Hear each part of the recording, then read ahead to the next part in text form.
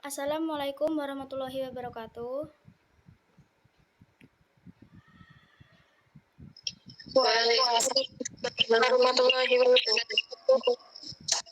Saya Anggi Ansania ingin mempresentasikan hasil kerja saya Pendidikan Kewarganegaraan 1.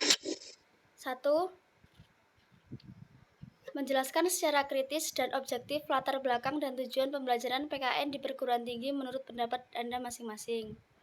Pembelajaran PKN di perguruan tinggi ini muncul karena pengaruh globalisasi di semua bidang, baik bidang pendidikan, ekonomi politik, sosial, pertahanan, dan keamanan. Globalisasi ini ditandai dengan pengaruh kuat lembaga-lembaga kemasyarakatan internasional dan negara-negara maju yang ikut mengatur kegiatan politik, kegiatan ekonomi, kegiatan sosial budaya, serta kegiatan pertahanan dan keamanan global. Globalisasi ini berpengaruh terhadap pesatnya perkembangan ilmu, pengetahuan, dan teknologi atau IPTEK, khususnya di bidang informasi, komunikasi, dan transportasi. Hal tersebut membuat negara-negara di dunia menjadi transparan dalam berbagai hal.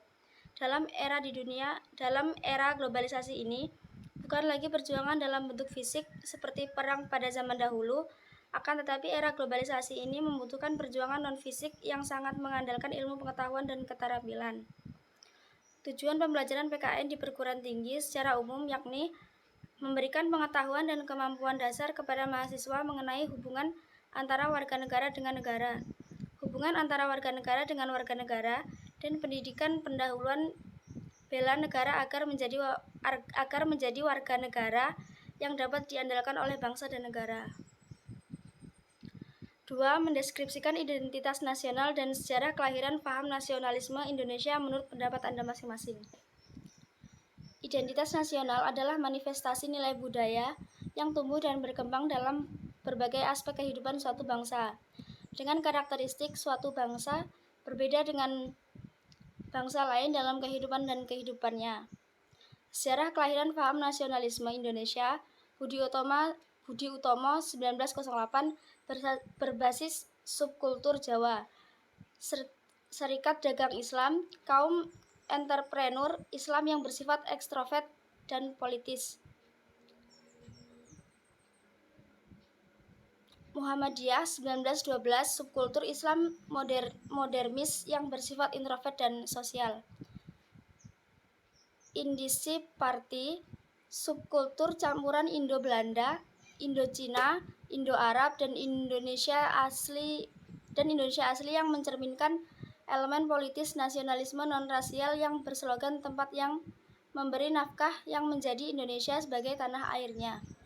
Indiski Sosial Demokratis Verenging 1913 mengejawantahkan nasionalisme politik radikal dan berorientasi Marxis.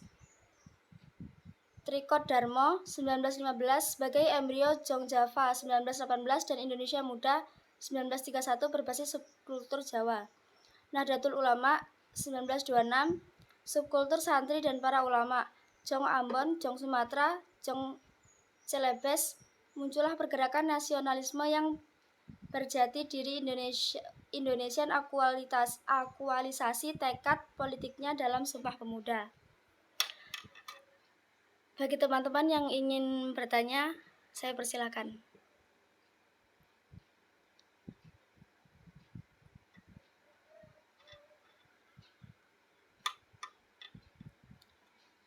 Izin bertanya, sudah Mbak Anggi. Ya.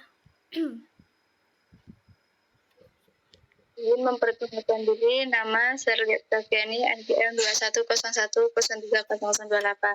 Pertanyaannya, apa ciri-ciri pengaruh globalisasi baik di bidang pendidikan, ekonomi, politik, sosial, pertahanan, dan keamanan? Baik, terima Apakah kasih. Sudah jelas pertanyaannya? Sudah. Baik, terima kasih. Baik, akan saya jawab langsung.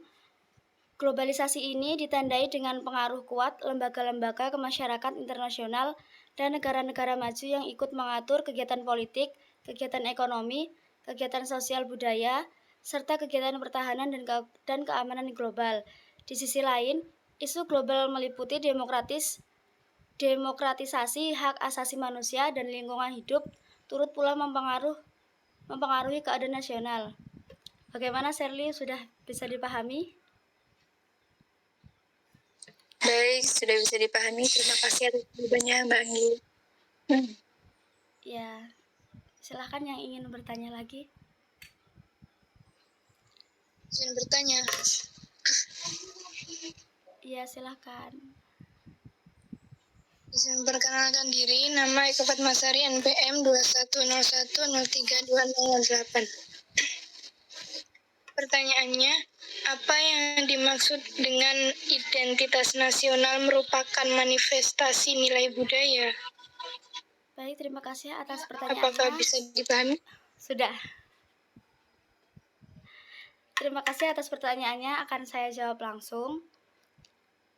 Hakikatnya identitas nasional adalah manifestasi nilai budaya yang tumbuh dan berkembang dalam berbagai aspek kehidupan suatu bangsa atau nation, dengan karakteristik suatu bangsa berbeda dengan bangsa lain dalam hidup dan kehidupannya. Bagaimana Mbak Eka? Sudah jelas? Ya Mbak, bisa dipahami. Terima kasih atas jawabannya. Sama-sama. Baik, presentasi dari saya cukupkan. Jika ada salah kata, saya mohon maaf. Wabillahi taufiq wal hidayah. Wassalamualaikum warahmatullahi wabarakatuh. Waalaikumsalam warahmatullahi wabarakatuh.